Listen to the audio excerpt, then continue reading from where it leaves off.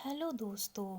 आज फिर मैं अपने channel quick knowledge with RP पर एक बहुत ही मज़ेदार टॉपिक लेकर आई हूँ। लो देखो, आपको तो नाम सुनकर ही हंसी आई है ना? और भी आप खुश होंगे जब इस वीडियो को पूरा देखेंगे। दोस्तों, अभी तो मुखिया मई ही माहौल बना हुआ है। जिस तरह हम लोग दुर्गा पूजा में माँ दुर्गा की जयकारे लगाते हैं, ठीक उसी प्रकार अभी हम मुखिया जी की जयकारे लगा रहे हैं। फलना बाबू जिंदाबाद जिंदाबाद जिंदाबाद। दोस्तों, अभी मुखिया महोत्सव चल रही है और ग्रामीण इलाके के सारे लोग अभी इस मेले के झमेले में लगे हुए हैं। हर चौक चौराहे पर बस इतनी बातें कि कौन जीतेगा, कौन हारेगा, किसके वोट किस तरह दाव पेच लगाकर कम कर सके, बल्ला बल्ला ही चल रही है। और ये सब बातें ऐसी नहीं होती। समोसे, लिट्टी और पकोड़े खाकर स्वाद लेते हुए की जाती है और चाय की चुस्कियों के साथ साम दाम दंड भेद की कूटनीति रणनीति अपनाकर इस नतीजे पर इस माहौल को ऐसा बना दिया जाता है कि किस कदर से जनता जनार्दन उनकी अच्छी अच्छी बातों में आ जाए और उनको वोट दें। जय हो बिहार चुनाव 2021 की। खासकर पंचायती व्यवस्था में मुखिया चुनाव को लेकर राज्य चुनाव आयोग ने 24 अगस्त 2021 को ही पूरे राज्य में आदर्श आचार संहिता लागू कर दी।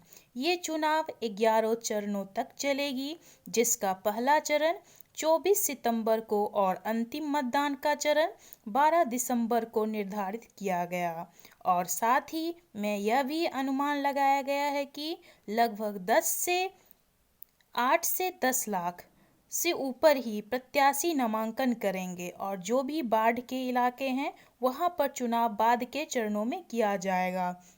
दोस्तों, ब्रिटिश शासन में किसी गांव में प्रधान बनाया हुआ वह व्यक्ति जिसके पास कुछ अधिकार दिए जाते थे, उसको ही मुखिया कहा जाता था। फिर आगे चलकर स्वतंत्र भारत में इसकी परिभाषा बदल गई और कहा गया कि किसी भी गांव या मंडल के चुने हुए प्रतिनिधियों का प्रधान या सभापति को मुखिया कहा जाएगा। ऐसे तो पंचायती राज व्यवस्था प्राचीन काल से ही भारत में मौजूद रहा, पर आधुनिक काल में स्वतंत्र भारत में प्रथम बार भूतपूर्व प्रधानमंत्री जवाहरलाल नेहरू जी के द्वारा राजस्थान के नागौर जिले के बगदादी गांव में 2 अक्टूबर 1959 को पहली बार पंचायती राज व्यवस्था लागू की गई। पंचायती राज का जो वर्तमान स्वरूप है वह 1986 में भूतपूर्व प्रधानमंत्री राजीव गांधी जी द्वारा गठित सिंधवी कमेटी की देन है।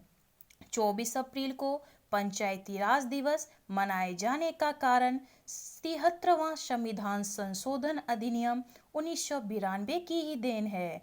गांधी जी के अनुसार सच्चा लोकतंत्र केंद्र में बैठकर राज चलाने वाला नहीं होता, अपितु यह तो गांव के प्रत्येक व्यक्ति के सहयोग से चलता है।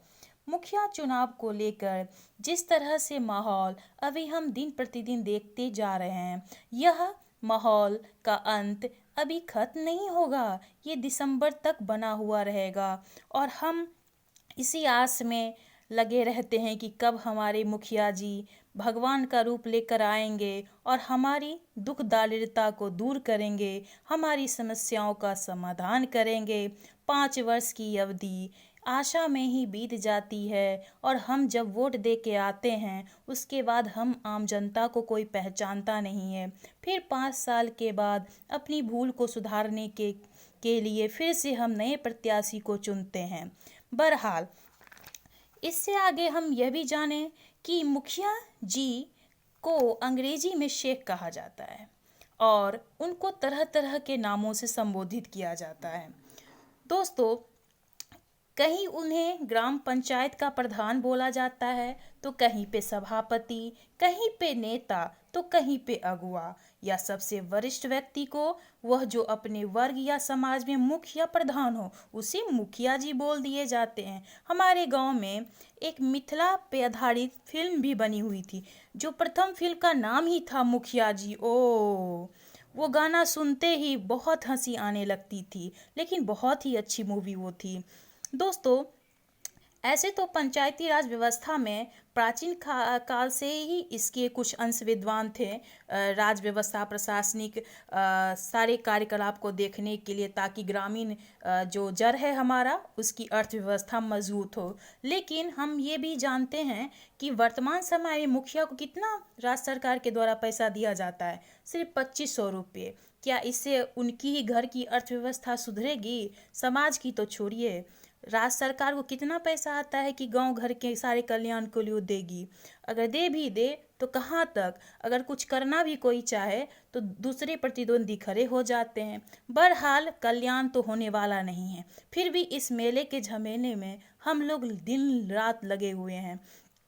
ऐसे में ये भी एक विचारणीय बात है कि इस समस्या का समाधान भाई कैसे हो। बोलने से तो कुछ होगा नहीं, करना तो पड़ेगा। लिखी किताबें तो ऐसी पड़ी रह जाती है, उसका अनुसरण भी तो करना चाहिए।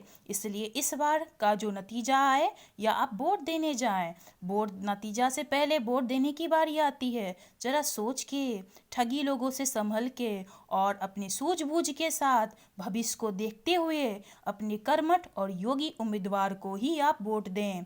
दोस्तों, मुखिया का कार्य बहुत प्रकार का होता है, एक ही चीज़ नहीं है। जैसे कि ग्राम सभा, ग्राम पंचायत की बैठकें आयोजित करना तथा अध्यक्षता करना, कार्य व्यवहार संभालना तथा अनुशासन बनाए रखना, पूंजी कोष पर खास तौर पर नज़र रखना, ग्राम सभा की कम से कम 4 बैठकें आयोजित करना साल में, और यहाँ तक कि कार्यकारी प्रशासन की देखरेख करना तथा कार्य योजनाओं से संबंधित रजिस्टर का रखरखाव का व्यवस्था सही तरीके से हो और कार्य योजना को लागू भी किया जाए। राज्य सरकार के द्वारा जो भी नियम तथा कानून बनाए गए हैं, उन्हीं के अनुसार मुखिया जी अपना काम करेंगे और जल्द से जल्द उसे क्रियान्वित करके लोगों का कल्याण करेंगे। दोस्तों, बहुत ही महत्वपूर्ण बातें नोट करने की है और दिमाग में रखने की है। स्थानीय लोगों को ही अपने आसपास के इलाके की समस्या की जानकारी भली भांति होती है, ना कि बाहरी लोगों को। तो सभी ग्रामवासी आपसी कलेश, मनमुटाव को दूर करते हुए एकजुट होकर, जात पात से परे होकर, जो योग्य और कर्मठ हो, ईमानदार हो, उसको ही अपना कीमती वोट दे।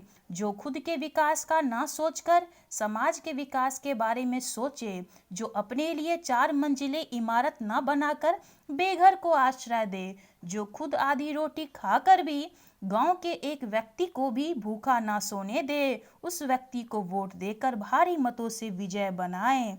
जय भारत, जय बिहार।